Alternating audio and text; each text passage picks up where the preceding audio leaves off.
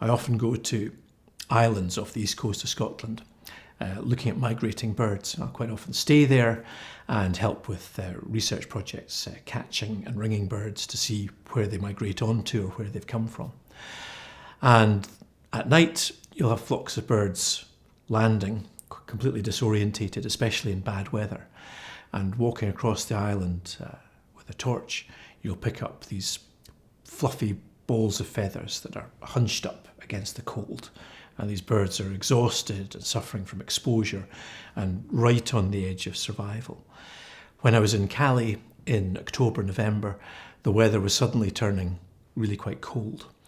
And people who'd just arrived there as refugees were often, dressed just in shorts and T-shirts and flip-flops. And they weren't acclimatised and they were really suffering.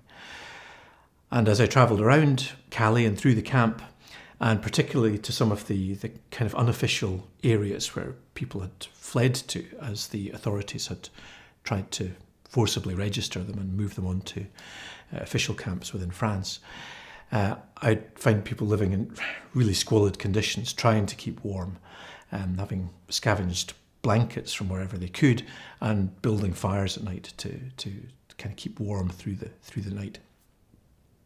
As I watched people struggling to stay warm, I was reminded of these migrating birds as well, and I saw that parallel between the two. Just these creatures huddled up at night in a state of survival.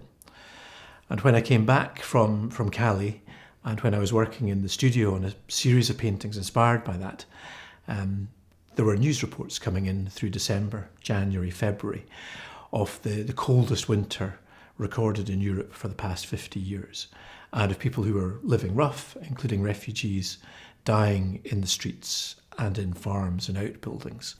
And I think it was that really forceful image of people being compelled to live like animals and being treated as animals as well. And in some cases that their lives and their deaths were accorded the same kind of significance by some people. And that was very moving and upsetting. The images that I was collecting in Calais were largely of the camp there, and it was a really depressing place, and a dull, muddy, washed out, grey, rainy environment. And that came across in the studies that I did on site, and also in the paintings that I did that were inspired by that back in the studio. So this painting is in greys, but I started off wanting to make a really dramatic image with this central composition huddled around a fire. And I wanted to use figures, human figures, but I also wanted to make them unrecognisable. So they're hooded, disguised, turned away from the point of view. They could be anyone, and they're impersonal. The depictions of the birds in the painting, they're all migrant birds that you might see in France in October, November time. They're kind of autumn, winter migrants. So there's goldcrests, which have this bright orangey yellow fleck of colours on their head. There's chiffchaffs and blackcap, and also redstart, which are flame red, a really striking bird.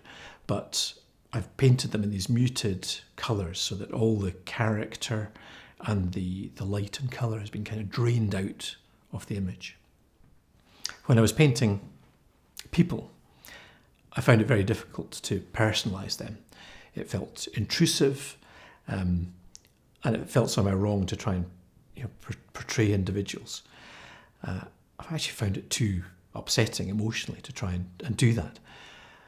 Instead, what I found myself doing was painting birds as metaphors for people. And there's a degree to which paintings like this, I've lovingly rendered the birds in detail, and they are connecting with us visually. They're making eye contact and they're facing out of the painting. Whereas the people are shrouded, they're hooded, they're impersonalised, and they're facing away from us. And there's a connotation in that, of course, where In some ways we find it easier to relate to animals than to people in these circumstances, because that challenges us in the same way that I was challenged by trying to portray people that were in distress. We are faced with people who are in distress and make a call upon our humanity. And, the honest truth is that sometimes for us it's easier to turn away